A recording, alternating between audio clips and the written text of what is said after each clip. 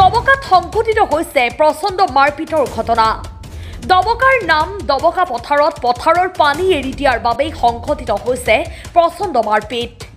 চোকা অস্ত্ৰৰে আক্ৰমণ কৰি গুৰুতৰভাৱে আহত কৰে এজন লোকক। আহত লোকজনৰ নাম আব্দুল খালিক বুলি জানিব পৰা গৈছে। আহত লোকজন বৰ্তমান হুজাইৰ হাম হস্পিটেলত চিকিৎসাধীন হৈ আছে। নুৰ হুছেইন, গোলাপ হুছেইন আৰু আব্দুল গফুৰ নামৰ এজন লোকে চোকা অস্ত্ৰৰে আক্ৰমণ কৰিছিল আব্দুল খলিলক।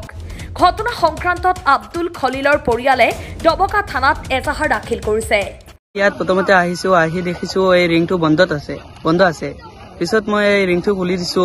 পানী বেছি হোৱাৰ কাৰণে কঠীয়াবিলাক পানীৰ ভিতৰত সোমাই গৈছে আৰু পুখুৰী বুৰি যাব, সেইকাৰণে মই এইটো খুলি দিছো। খুলি দেওয়াৰ পিছত নুৰ হুছেইন ইয়াত আছিলো। ইয়াৰ পৰা আহি মোক কি হল, ইয়াত কি কৰি আছো মোক কলে। মই কৈছো এইটো খুলিছো। এইটো মোক কলে এইটো কিয় খুলি দিলে। মই কৈছো এই কঠীয়াবিলাক পানীৰ ভিতৰত সোমাই আছে আৰু পুখুৰীতো মাছ আছে, এইবিলাক ওলাই যাব, ডুবি যাব এনেকৈ হৈ আছে। পিছত মোক বেয়া এটা গালি দি মোক মাৰি ইয়াত কিবা এটা হল। আমালোকে মানুহ আহি আমালোকে খেদুৱাই দি দিলে। মই পিছত ঘৰত গৈছো, গৈ মোৰ দেউতাকত কৈছো যে দেউতা এইটো ৰাজয়ে নেকি না অকলে সিহঁতৰ ৰিংটো।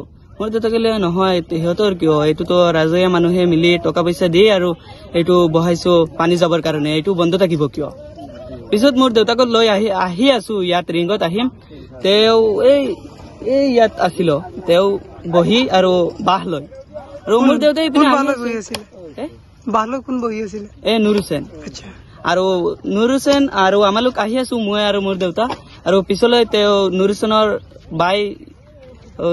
হুছেইনৰ দেউতা দাদা আছিল, তেওঁ আহি আছে পিছপিনে আহি আমালোকে ইয়াত আহি আছো। পিছত নুৰ হুছেইন ইয়াৰ পৰা এটা বেয়া গালি দি ওলাইছে। মোৰ দেউতাকে ইয়াত গৈছে, যাৱাৰ পিছত এই নুৰ হুছেইনৰ দাদাই ধৰি লৈছে তেওঁক, মোৰ দেউতাকক ধৰি আৰু সিহঁতে পিটিছে। ইয়াত পিটি আৰু ৰাজহুৱা মানুহ আহি এইটো শেষ কৰি দি দিলে। পিছত আমালোক ঘৰত যাই আছো আৰু সিহঁতে ঘৰত গৈ কিবা অস্ত্ৰ লৈ দা আৰু চোকা কিবা বস্তু লৈ আহি ইয়াত মোৰ দেউতাকক কাটিলে, কিবা কৰিলে। এতিয়া মোৰ দেউতাক পিছত মই লাইফ কেয়াৰত লৈ গৈছিলো, যে ইয়াত ৰাজহুৱা মানুহে লৈ হেল্প কৰিলে, লৈ গৈছো মই। যেতিয়া লাইফ কেয়াৰত ৰাখি লগে ইয়ত দিছে, হামত দি দিছে ৰেফাৰ। এতিয়া বৰ্তমান হামত আছে। এতিয়া তেওঁৰ অৱস্থা কেনেকুৱা?